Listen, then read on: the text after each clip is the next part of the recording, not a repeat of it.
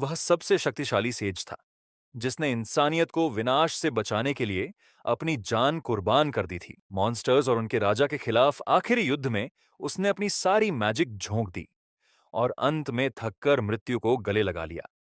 लेकिन यह उसका अंत नहीं था। 50 साल बाद वह एक नए लड़के के शरीर में पुनर्जन्म लेता है। जैसे ही उसकी आंखें खुलती हैं, वह खुद को एक अस्पताल में पाता है। जख्म जो जानलेवा थे, अब पूरी तरह से ठीक हो चुके हैं। वह खुद को आईने में देखता है। यह चेहरा, यह शरीर, ये तो उसका नहीं है। तभी कमरे में एक नर्स और डॉक्टर आते हैं। नर्स उसे कुसनागी कहकर बुलाती है। यह नाम उसके लिए बिल्कुल अनजाना है। डॉक्टर उसके घावों की जांच करता है और चौंक जाता है। उसके शरीर में कोई चोट नहीं बची। डॉक्टर सोचता है कि उसे किसी पवित्र मैजिक से ठीक किया गया है। कुसनागी यानी पूर्व सेज को समझ आता है कि उसका नया शरीर खुद को मैजिक से ठीक करने की क्षमता रखता है। वह डॉक्टर से पूछता है कि उसकी मैजिक पावर खत्म हो गई है क्या। डॉक्टर उसकी बातों से हैरान रह जाता है। जब वह कहता है कि वह अभी अभी क्लमिटी के दौरान मॉन्स्टर्स से लड़ रहा था, तो डॉक्टर और नर्स सन्न रह जाते हैं। डॉक्टर उससे पूछता है कि अभी कौन सा साल चल रहा है। वह कहता है 1970। लेकिन डॉक्टर बताता है यह साल 2022 है और उसका नाम कुसनागी मनाटो है। वह विश्वास नहीं कर पाता, पर टीवी स्क्रीन और कैलेंडर देखकर वह समझ जाता है यह सच है। वह पुनर्जन्म ले चुका है, इस नई दुनिया में एक नई पहचान के साथ। अब सवाल यह है, क्या वह इस दुनिया में भी सबसे ताकतवर बन पाएगा, या यह युग उससे कुछ और चाहता है। मैं एक पतला डिवाइस देखकर हैरान रह जाता है। हमारा लड़का उलझन में पड़ जाता है और सोचने लगता है कि क्या वह वाकई भविष्य में पहुंच गया है। डॉक्टर उसे कैलामिटी के बारे में कुछ जानकारी देता है, जो हमारे लड़के ने पहले बताई थी। वह याद करता है कि यह 50 साल पहले हुआ था, लेकिन उसके बाद कभी नहीं हुआ। प्रोटैगनिस्ट को डॉक्टर की बात पर यकीन नहीं होता और वह पूछता है कि फिर सारे मॉन्स्टर्स का क्या हुआ। डॉक्टर इसे शांति का युग कहता है और बताता है कि अब तो शायद ही कोई मॉन्स्टर बचा हो। कुसांगी को 2:32 पता चलता है कि अब दुनिया में वाकई शांति आ गई है और वह राहत की सांस लेते हुए भगवान का शुक्रिया अदा करता है और मुस्कुराने लगता है। डॉक्टर बताता है कि इचामी, जिसके बारे में वह बात कर रहा है, वह तो 50 साल पहले कैलामिटी में मर गया था। उसे एक हीरो माना जाता है, जिसने इंसानियत को बचाने के लिए खुद को बलिदान कर दिया। डॉक्टर को यकीन नहीं कि कुसानेगी वही इचामी अत्सुमू है। हमारा लड़का मान लेता है कि वह 50 साल पहले मर गया और किसी तरह कुसानेगी मानतों के रूप में पुनर्जन्म ले चुका है। उसे यह समझ नहीं आता कि यह सब कैसे हुआ। एक हफ्ता गुजरता है और वह अपने अपार्टमेंट में पहुंचता है और कुसानी के कमरे को देखता है। उसे दुख होता है जब वह पुराने कुसानी की जिंदगी के बारे में जानता है। उसके माता पिता जब वह छोटा था तभी गुजर गए थे। उसे उसके नए फॉस्टर पेरेंट्स ने भी निकाल दिया था और वह एक घटिया बोर्डिंग स्कूल भेज दिया गया था। तब से कुसानगी अपने माता पिता की विरासत से ही जी रहा है। प्रोटैगनिस्ट ने पहले कभी रीइंकार्नेशन मैजिक के बारे में नहीं सुना था। वह सोचता है कि शायद यह भगवान का कोई चमत्कार है या यह सब बस यूं ही हुआ। वह कुसानगी का मैजिक एकेडमी कार्ड देखता है और उसे याद आता है कि उसके जमाने में ऐसा कोई एकेडमी नहीं था। उसे यह दिलचस्प लगता है, तभी उसका फोन बजने लगता है। वह सोचता है यह क्या है और फोन उठाता है। उसे टड़ानो नाम का कोई व्यक्ति कॉल कर रहा है, लेकिन वह समझ नहीं पाता कि क्या करना है। कुसाने की कॉल इग्नोर कर देता है और फोन फेंक देता है। लेकिन फोन फिर से बजता है और एक मैसेज आता है। तड़ानो लिखता है कि उसे पता चल गया है कि हमारा लड़का हॉस्पिटल से डिस्चार्ज हो गया है और वह चाहता है कि कुसानगी जल्द स्कूल वापस आ जाए, क्योंकि उसके पास पैसे खत्म हो रहे हैं। अगले दिन हमारा लड़का मैजिक एकेडमी जाता है और जब वह स्कूल में दाखिल होता है तो इधर उधर देखने लगता है। उसे फिर से स्कूल जाने का एहसास अच्छा लगता है। तभी वह देखता है कि एक स्टूडेंट डमी डोल पर अपना मैजिक इस्तेमाल कर रहा है। कुसानगी निराश हो जाता है यह देखकर और सोचता है कि सबकी मैजिक पावर्स कितनी कमजोर हैं। वह और स्टूडेंट्स को ऑब्जर्व करता है और महसूस करता है कि यह सब तो बिल्कुल बेकार हैं। उसे यकीन नहीं होता। उसे याद आता है कि उसके जमाने के न्यूबीज भी इनसे 10 गुना ज्यादा मजबूत होते थे। वह अपने क्लासरूम में दाखिल होता है और अपनी सीट पर बैठता है। वह एक्साइटेड महसूस करता है अपने नए एकेडमिक लाइफ को लेकर और सोचता है कि क्या उसके क्लासरूम में कोई दोस्त भी है। तभी एक लाल बालों वाला स्टूडेंट 2 और बच्चों के साथ क्लासरूम में आता है। वह पूछता है कि हमारे लड़के ने उसके टेक्स्ट को क्यों इग्नोर किया, जबकि वह सिर्फ कुसानागी है। प्रोटैगनिस्ट उसे पहचान नहीं पाता, तो शालीनता से उसका नाम पूछता है। टडानो गुस्से में आकर टेबल पर लात मारता है और फिर से अपना नाम बताता है। वह कुसानागी को कमजोर और बेकार कहता है, लेकिन हमारा लड़का उसे गंभीरता से नहीं लेता। वह अचानक याद करता है कि यही वह लड़का है जो उसे कॉल कर रहा था। उसे लगता है कि टडानो उसका दोस्त है। टडानो शातिर मुस्कान के साथ अपना हाथ आगे बढ़ाता है और पैसे मांगता है। कुसानगी सोचता है कि वह अच्छा दोस्त है और उसका हाथ पकड़ता है, यह उम्मीद करते हुए कि वह अच्छे दोस्त बन सकते हैं। टडानो गुस्से में आकर उसका कॉलर पकड़ता है और पैसे की मांग करता है। वह उसे डराने की कोशिश करता है और सोचता है कि उसके पास अभी भी उसके माता पिता की विरासत के पैसे बचे होंगे। कुसानागी को अंत में समझ आता है कि उसका पुराना रूप बुलीड किया जाता था। टडानो उसे एक पंच मारने की कोशिश करता है, लेकिन तभी एक नीले बालों वाली खूबसूरत लड़की क्लासरूम में प्रवेश करती है। वह सबको गुड मॉर्निंग विश करती है। उसकी सुंदर मुस्कान टडानो को शांत कर देती है। वह हमारे लड़के को छोड़ देता है, लेकिन साफ कर देता है कि उसे पैसे चाहिए। बाद में कुसनागी को गुस्सा आता है, लेकिन बुली क्लासरूम छोड़ देता है। क्लास शुरू होती है और टीचर कैलामिटी के बारे में बात करता है, जिसे फाइनल कैलामिटी भी कहा जाता है। 50 साल पहले दुनिया भर में मॉन्स्टर्स आ गए थे और इंसानियत निराश हो गई थी, लेकिन एक महान सेज जिसका नाम इचामियत सुमु था, इंसानियत को बचाने के लिए डटा रहा। उसने कभी हार नहीं मानी और अकेले ही सभी मॉन्स्टर्स को खत्म कर दिया। अंत में उसने कलामिटी बॉस नामक डीमन गॉड का सामना किया, जो पूरे घटना का कारण था। इचामी ने अपनी जान दांव पर लगाकर फाइनल बॉस को हराया और तब से कलामिटी कभी वापस नहीं। टीचर स्टूडेंट से महान सेज के बारे में सवाल पूछता है। पहले की नीले बालों वाली लड़की हाथ उठाती है। उसका नाम मिजुआ है। टीचर उसे जवाब देने की अनुमति देता है। वह कहती है कि इचामी महान सेज है और पहले मैजिशियन थे जिन्होंने पहली कैमिटी में सरवाइव किया। वही इस एकेडमी की स्थापना का कारण भी है।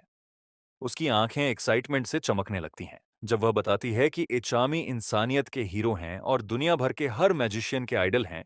टीचर पुष्टि करता है कि वह सही कह रही है और क्लास को सिखाता है कि वह महान सेज इंसान इतिहास का सबसे शक्तिशाली मैजिशियन है। वह सलाह देता है कि सब स्टूडेंट्स को उनके बारे में जानना चाहिए और आने वाले टेस्ट के लिए तैयारी करनी चाहिए। प्रोटैगनिस्ट शर्मिंदगी की महसूस करता है क्योंकि सब लोग इचामी की तारीफ कर रहे हैं। वह इस तरह की टॉर्चर की उम्मीद नहीं कर रहा था और एकेडमी ज्वाइन करने का पछतावा करने लगता है। उसे डॉक्टर की बात याद आती है और वह मानता है कि अब जब दुनिया पीसफुल हो गई है तो शायद इसी वजह से मैजिक कमजोर हो गई है। वह खिड़की से बाहर देखता है और अपने नए शांत जीवन का आनंद लेते हुए मुस्कुराता है। टीचर क्लास खत्म करता है और उम्मीद करता है कि सब कल होने वाली मैजिक पावर असेसमेंट एग्जाम के लिए तैयार होंगे। टडानो फिर से प्रोटोगोनिस्ट के पास आता है और पूछता है कि क्या उसने टीचर की बात सुनी। वो एक्साइटेड है और मानता है कि कुसानगी की डॉग लेवल मैजिक एबिलिटीज को देखना मजेदार होगा। हमारा लड़का सोचता है कि यह बुली चुप क्यों नहीं हो रहा। वह क्लासरूम से बाहर निकलने का फैसला करता है और जैसे ही वह जाता है, टडानो कहता है कि उसके माता पिता के पास भी कोई मैजिक एबिलिटीज नहीं थी। बुली उसे ऑर्फन कहकर हंसने लगता है। प्रोटैगनिस्ट आखिरकार पलटकर जवाब देता है। टडानो गुस्से में आ जाता है जब वह कुसानेगी को उसे इंसल्ट करते हुए सुनता है। उसका सब्र खत्म हो जाता है और वह कोई फायर मैजिक एक्टिवेट करता है। क्लासमेट शॉक्ड हो जाते हैं और उसे रोकने की कोशिश करते हैं। उनमें से एक सोचता है कि क्या वह क्लासरूम के अंदर ही ऐसी स्पेलिल का इस्तेमाल करने जा रहा है। टडानो स्पेलिल कुसानेगी की तरफ फेंकता है, यह उम्मीद करते हुए कि वह मर जाएगा। नीली बालों वाली लड़की उसे रोकने आगे बढ़ती है, लेकिन वह देर कर देती है। जैसे ही वह फायर ब्लास्ट कुसनागी की तरफ आता देखता है, वह बिल्कुल अनफेज्ड खड़ा रहता है। मैजिक अटैक उसे जोर से लगता है और सारे स्टूडेंट्स पीछे हट जाते हैं। मिजुआ इसे बेवकूफी कहती है और टडानो को ऐसे बेकार झगड़े में मैजिक इस्तेमाल करने से मना करती है ताकि कोई घायल ना हो जाते हैं। लेकिन जैसे ही धुआं साफ होता है, कुसानगी बिना किसी चोट के बाहर आ जाता है। स्टूडेंट्स हैरान रहे और वह मानता है कि वह ऑफ गार्ड था। टडानो डर के मारे पूछता है कि कुसानगी अभी भी खड़ा कैसे है, जबकि उसे सीधा हमला लगा था। हमारा लड़का आसानी से लेवल 1 मैजिक को अपनी बैरियर से रोक सकता है। बिना अपनी असली पावर इस्तेमाल किए वह अब तक इंसल्ट सहन कर रहा था क्योंकि टडानो सिर्फ एक बच्चा है, लेकिन अब वह मानता है कि उसे सजा मिलनी चाहिए। एक ठंडे एक्सप्रेशन के साथ वह बुली की ओर बढ़ता है। टडानो घबराने लगता है और कुसानागी अपना मैजिक अनलीश करता है। सारे स्टूडेंट्स फ्रीज हो जाते हैं और हिल भी नहीं पाते। सब सोचते हैं कि क्या हो रहा है। मिजुआ भी सोचती है कि यह क्या हो रहा है। कुसानागी टडानो की तरफ बढ़ता है और अपना हाथ आगे करता है। टडानो डर के मारे कांपने लगता है, लेकिन तभी टीचर क्लासरूम में दाखिल हो जाता है और पूछता है कि यह आवाज कैसी थी। वह पूछता है कि क्या कोई अंदर मैजिक का इस्तेमाल कर रहा है। कुसानगी उन्हें आश्वस्त करता है कि अंदर कुछ नहीं हो रहा। उसे लगता है कि जादू बाहर से आया है। टीचर को याद आता है कि आज कोई मैजिक एक्टिविटी नहीं होनी थी, लेकिन हमारा लड़का कहता है कि शायद उनके डिपार्टमेंट के बाहर कोई प्रैक्टिस कर रहा हो। टीचर स्मोक के बारे में एक्सप्लेनेशन मांगता है, तो कुसानगी कहता है कि वह बाहर से आया। टीचर उस पर भरोसा करता है, सभी को अपनी सीट्स पर लौटने को कहता है और फैसला करता है कि वह असली कल्पेट को ढूंढेगा। कुसानगी एक मुस्कान के साथ माफी मांगता है और सोचता है कि अब झूठा सबूत बनाना पड़ेगा ताकि केस क्लोज हो सके। सारे स्टूडेंट्स यहाँ लौटने को कहता है और फैसला करता है कि वह असली कल्पेट को ढूंढेगा। कुसानगी एक मुस्कान के साथ माफी मांगता है और सोचता है कि अब झूठा सबूत बनाना पड़ेगा ताकि केस क्लोज हो सके। सारे स्टूडेंट्स यहां तक कि मिजोहा भी चौंक जाते हैं। तड़ानो गुस्से में अपने दांत पीसता है। एमसी को लगता है यह सभी स्टूडेंट्स बहुत कमजोर है और उसे शक है कि यह कभी किसी मॉन्स्टर को मार भी पाएंगे। हालांकि कलामिटी 50 साल पहले खत्म हो चुकी है, उसे अब भी लगता है कि खतरनाक मॉन्स्टर्स इस दुनिया में मौजूद हो सकते हैं। वह खुद ही सब कुछ चेक करने का फैसला करता है। रात को वह मैजिक सर्कल्स का इस्तेमाल कर उशबुया पहुंचता है। वह तबाह हो चुके शहर को देखता है और अपने पास्ट लाइफ की यादें ताजा करता है। उसे कोई मॉन्स्टर नहीं दिखता और लगता है कि शायद पुलिस ने पहले ही सब कुछ संभाल लिया। तभी उसे एक मॉन्स्टर की ओरा और एक ह्यूमन की मौजूदगी का एहसास होता है और वह तेजी से वहां पहुंचता है। एक मॉन्स्टर एक सफेद बालों वाली लड़की को कोने में दबोच लेता है, जो डर से कांपती है और अपनी जान की भीख मांगती है। जैसे ही मॉन्स्टर उसे खाने की कोशिश करता है, हमारा लड़का बीच में आकर एक ही अटैक में उसे खत्म कर देता है। वह लड़की के कपड़ों पर एक पुलिस बैज देखता है, मान लेता है कि वह मैजिशियन पुलिस से है और उसे अगली बार सावधानी बरतने की सलाह देता है। वह उसका धन्यवाद करती है, लेकिन वह मैजिक सर्कल्स बनाकर वहां से गायब हो जाता है। लड़की सोचती है कि वह कौन था। उसे एक ग्रेट मैजिशियन लगता है, लेकिन वह हैरान होती है कि उसने बिना किसी चांटिंग के उस मॉन्स्टर को कैसे मारा। कुसनागी को अच्छा लगता है कि उसका चेहरा छिपा रहा, क्योंकि वह नया नया रिकारनेट हुआ है और नहीं चाहता कि लोग उस पर ध्यान दें। वो हैरान होता है कि एक पुलिस मैजिशियन इतने कमजोर मॉन्स्टर से मरते मरते बच गई। उसे लगता है अब तो पुलिस भी कमजोर हो चुकी है। उसे यकीन हो जाता है कि इस जनरेशन के लोग मॉन्स्टर से नहीं लड़ सकते। वह मुस्कुराता है और समझ जाता है कि अब इंसानियत को फिर से उसकी ताकत की जरूरत है। वह फैसला करता है कि इस इलाके के सारे मॉन्स्टर्स को खुद ही खत्म करेगा। अगले दिन एकेडमी में टीचर सभी से मैजिक पावर टेस्ट के लिए तैयार रहने को कहता है। वह चाहता है कि एट्रीब्यूट्स और मैजिक पावर दोनों सही से मापे जाए, क्योंकि मैजिशियन प्रोफेशन में यह जरूरी है। हमारा लड़का सोचता है कि उसकी पावर्स को इस अजीब से डिवाइस के बिना मेजर क्यों नहीं किया जा सकता। उसे स्टूडेंट्स के लिए यह जरूरी लगता है, लेकिन सोचता है कि एक टीचर को यह बेसिक मैजिक परसेप्शन तो आना ही चाहिए। मिजुहा आगे बढ़ती है और पूछती है कि क्या यह सही समय है। स्टूडेंट्स उन्हें बात करते देख हैरान हो जाते हैं और सोचते हैं कि मिजुहा उसे क्यों बुला रही है। वह खुद को नोबल मैजिक हाउस मिजुहा यूका की दूसरी बेटी बताती है। कुसानगी को समझ नहीं आता कि नोबल फैमिली क्या होती है, तो वह बताती है कि ये 4 सबसे बड़ी जादुई फैमिलीज में से एक है। वह उसे नहीं पहचानता और पास्ट नोबल फैमिलीज को याद करता है। उसकी वीक मैजिक देखकर वह सोचता है कि इतनी कमजोर पावर के साथ ये नोबल होने का घमंड कैसे कर रही है। मिजुहा पूछती है कि वह इंटरेस्टेड क्यों नहीं है। उम्मीद करती है कि वह उसे लेकर ग्रेटफुल होगा। टडानो ईर्ष्या से दांत पीसता है और सोचता है कि वह दोनों क्या बात कर रहे हैं। कुसानगी पूछता है कि एक नोबल उससे जैसे लो लाइफ से बात क्यों कर रही है। मिजोहा चिढ़ जाती है, लेकिन नोबल होने के नाते शांत रहने की कोशिश करती है। वो पूछता है कि क्या उसे कोई मानसिक समस्या है। मिजोहा को याद आता है कि कल उसके ऊपर ब्लास्ट हुआ था और कुसानगी को कुछ भी नहीं हुआ था। वह सोचती है कि जरूर कुछ रहस्य है। तभी टीचर सबको मेजरमेंट्स के लिए तैयार रहने को कहता है और कुसानगी मुस्कुराते हुए वहां से निकल जाता है। मिजुहा फैसला करती है कि वह उसके असेसमेंट्स के बाद उसका असली पावर देखेगी। टडानो कॉन्फिडेंटली अपनी पावर्स दिखाता है, माइनस फायर एट्रीब्यूट और 1000 मैजिक पावर। वो अपनी इंप्रूवमेंट पर खुश होता है। कुसानागी नोट करता है कि स्टैंडर्ड्स अब भी उसके जमाने जैसे ही है। फिर मेजुहा आती है और अपनी वाटर एट्रीब्यूट के साथ 2000 मैजिक पावर दिखाती है। सभी हैरान हो जाते हैं और टीचर दोनों की तारीफ करता है और कहता है कि यह फ्यूचर के ग्रेट मैजिशियंस बन सकते हैं। कुसानगी इससे डिसअपॉइंटेड होता है और सोचता है कि 2000 मैजिक पावर तो एमचर लेवल से ज्यादा कुछ नहीं। मिजुहा घमंड से उसे देखती है और अपने नोबल पावर को दिखाने की कोशिश करती है। वह सोचता है कि वह उसे घूर क्यों रही है। तभी टीचर उसे असेसमेंट्स के लिए बुलाता है। वह स्टूडेंट्स को कहते सुनता है कि पिछले साल उसकी परफॉर्मेंस कितनी खराब थी। तड़ानो को लगता है कि वह एम्बरेसिंग रिजल्ट दिखाएगा। मिजुहा भी सोचती है कि वह कितना पावर छुपा रहा है, लेकिन यकीन नहीं करती कि वह उसे पीछे छोड़ सकता है।